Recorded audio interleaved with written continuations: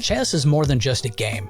It is a battlefield of wits where every move counts and only one mistake can seal your fate. With a history spanning over 1,500 years, the classic game of strategy and deception continues to captivate millions worldwide. Ready to master the board and outsmart your opponent? Let's find out the who, the what, and the weird about chess on today's episode of 5 Weird Things. Welcome to the channel. My brother taught me chess by beating me about 50 times in a row until I truly won. No participation trophies back then. Now, I have always loved chess. It is the perfect, complex, but simple, but wildly complex game to stimulate your mind. What about you? Chess, awesome game, or are you more of a checkers guy? Tell me down in the comments if you can spell. All right, let's get into it. First, the things we all need to know. Chess is a 2-player strategy game played on an 8 square by 8 square board with 16 pieces per side. 1 king, 1 queen, 2 rooks, 2 knights, 2 bishops, and 8 pawns. The goal is to checkmate your opponent's king, meaning it's trapped with no escape.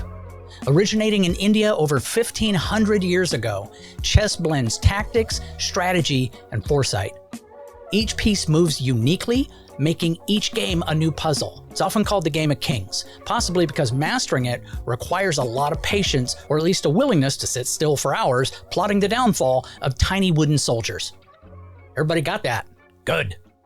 Weird thing number 5. 5 biggest chess scandals in history.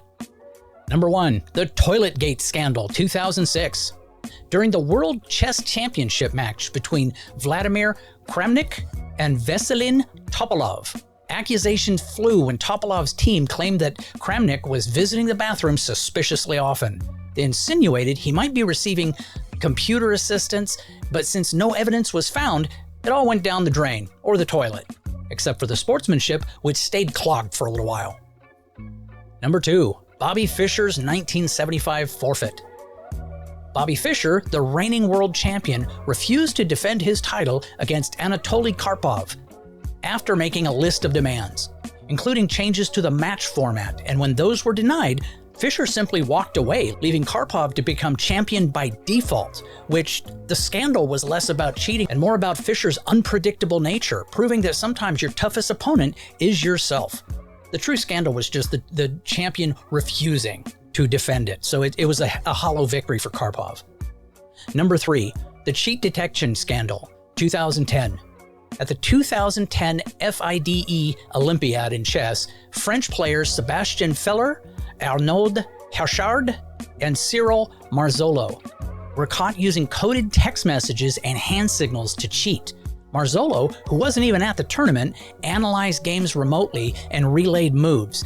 Now, the plot was more complicated than most chess openings and ended up with suspensions all around. Number 4, Rousis caught in the act, 2019. Latvian Czech grandmaster Igor Rousis, known for his late career rise, was caught using a smartphone in the bathroom during a tournament. The evidence was irrefutable, mainly because there were photos. Rousis admitted to cheating and retired, proving that if you play with fire, in this case smartphones, you're gonna get burned. And finally, number 5, Niemann Carlsen controversy, 2022. Reigning world champion Magnus Carlsen accused young American grandmaster Hans Niemann of cheating after a surprising loss. The chess world erupted with debates, online analysis, and conspiracy theories.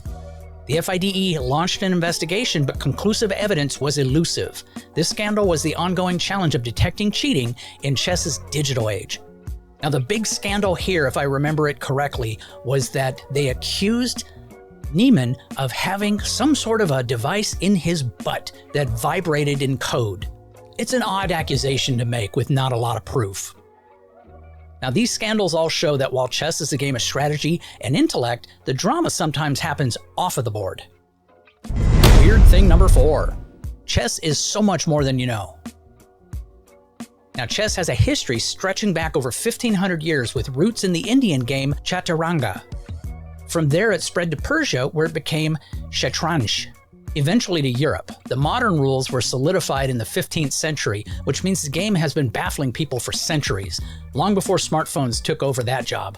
Its evolution reflects a blend of cultures and strategic thinking that makes chess as much about history as it is about tactics. Now, the number of possible games is staggering. After the first 4 moves by each side, there are over 300 billion, with a B, possible positions. The total number of potential chess games is estimated to be more than the number of atoms in the observable universe. This means even if you feel like you've seen every bad move possible, you haven't, and you're not even close. Now, the longest recorded chess game, played in 1989 between Ivan Nikolic and Goran Arsovic, lasted 269 moves and ended in a draw. It's proof that chess can be an endurance sport, even if the players are only burning calories by nervously tapping their feet. With modern time controls, games usually end faster, but the memory of this marathon lives on. En passant, the odd rule. The en passant rule allows a pawn to capture another pawn that has moved 2 squares forward, as if it had only moved 1. It's one of those rules that makes beginners wonder if someone's making things up as they go. However, it was introduced to balance the game after the 2-square pawn was added, proving that even chess has its weird loopholes. And psychological warfare. Chess is as much a battle of nerves as it is of pieces. Players use subtle psychological tactics, from spending extra time on very simple moves to maintaining eye contact. Garry Kasparov was famous for intimidating opponents with his stare, because nothing says, "I've already checkmated you in my mind," like an unblinking, intense eye contact. Now, these aspects highlight why chess remains fascinating to millions worldwide, balancing history, strategy, and a bit of mystery. Weird thing number 3, 5 of the greatest chess masters of all time. Number 1, Garry Kasparov. Widely regarded as one of the greatest chess players of all time, Kasparov was world champion from 85 to 2000, 15 years. His aggressive playing style and deep understanding of the game set him apart. Kasparov's battles against IBM's Deep Blue supercomputer in the 1990s brought chess into the media spotlight, proving that even computers found Garry to be a tough opponent. His ability to outcalculate and outstrategize his rivals made him a legend. Number 2, Magnus Carlsen. The reigning world champion since 2013, Carlsen's versatile style and extraordinary endgame skills have kept him at the top. Often compared to a chess-playing machine, Carlsen's intuition and ability to convert even the smallest advantages into wins have earned him respect and admiration. And calm demeanor make him a very formidable opponent. Number 3, the infamous Bobby Fischer. The American prodigy who became world champion in 1972 by defeating Boris Spassky. Fischer's contribution to chess theory and his memorable games are still studied today. Known for his unpredictable but brilliant play, Fischer's single-minded focus on chess was unmatched. Despite his controversial personality, his impact on the game remains significant. José Raúl Capablanca. Known for his smooth, seemingly effortless playing style, Capablanca was world champion from 1921 to 1927. His positional understanding and endgame skills made him a nearly unbeatable force in his prime. Often called the human chess machine, Capablanca's games are models of clarity and precision. Number 5, Mikhail Tal. Famous for his bold sacrifices and tactical brilliance, Tal was world champion in 1960. His imaginative play and willingness to take risks thrilled fans and unsettled opponents. Tal's games were a mix of strategy and surprise, proving that creativity has a place in even the most illogical games. These chess masters have each left a lasting legacy, shaping the way the game is played and appreciated today. Weird thing number 2. The 5 best chess strategies for those that have never played or those that have only played a little bit. Number 1, controlling the center. The opening principle of controlling the center of the board, especially the d4, d5, e4, e5 squares, is crucial. Pieces placed here have the greatest mobility and influence. It's like setting up camp on the highest ground in a battle. You don't want your knights stumbling around the edges when they could be charging down the middle. Now, development. Efficiently moving your pieces, especially knights and bishops, off their starting squares to active positions is key. Delaying development to chase pawns is like stopping to pick flowers in a battlefield. Sure, it's nice, but it usually ends badly. Castling early is part of this strategy, safeguarding your king while connecting your rooks for future operations. King safety. Speaking of castling, keeping your king safe is a fundamental priority. Leaving your king in the center is essentially the chess equivalent of posting your home address in a villain's group chat. The goal is to minimize threats while you develop your attack. Pawn structure. Pawns might seem like the least glamorous pieces, but they form the backbone of your whole position. Weak pawns that are isolated, doubled, or backward can create lasting problems, while a solid structure provides both defense and attack opportunities.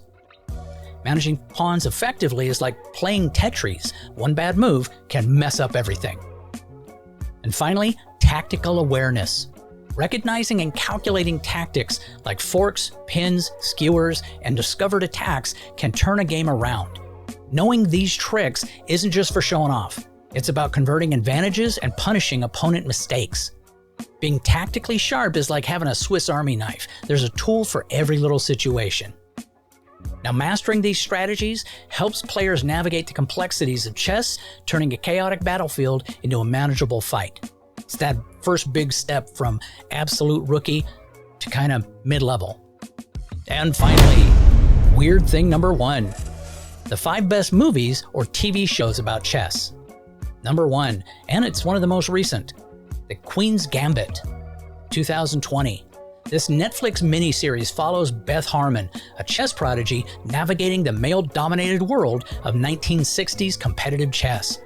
With stunning visuals, psychological depth, and surprisingly accurate chess scenes, the show made chess look thrilling, even for people who can't tell a rook from a bishop. Anna Taylor-Joy's portrayal of Beth turned chess into a must-see TV and sparked a global chess craze. And her whole way of intimidating an opponent in a chess game is to steeple her hands in front of her and just glare at them with absolutely stunning eyes. Number 2, Searching for Bobby Fischer, 1993. Based on a true story, this film tells the tale of a young chess prodigy, Jos Wittgen, as he balances his natural talent with the pressures of competition.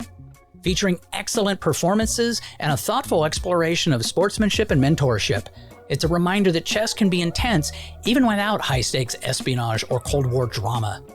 Number 3, Pawn Sacrifice, 2014. This biographical drama stars Tobey Maguire as Bobby Fischer, focusing on his legendary 1972 World Championship match against Boris Spassky. The film captures both the genius and the paranoia of Fischer, showing that sometimes the biggest battle in chess is in your own mind. The Cold War backdrop adds a lot of tension, making this a gripping watch even if your idea of chess strategy is move the horsey. Number 4, The Lucen Defense, 2000. Based on Vladimir Nabokov's novel, this film follows a troubled chess grandmaster during a major tournament in Italy. With themes of obsession and love, it explores the darker side of genius. The chess scenes are intense, reminding us that the line between brilliance and madness is sometimes a single move. Number 5, Brooklyn Castle, 2012. The documentary showcases a junior high school in Brooklyn where chess isn't just a hobby, but a lifeline for many students. It's an inspiring story about the power of chess to change lives and the determination of young players. Now, these films and series prove that chess can be as captivating on the screen as it is on the board. Well, that's it for today's episode. I hope it got you motivated, got you thinking. Do me a favor and click those videos above and help me out here. Channel's got to build itself. Take care. Have yourself a great day.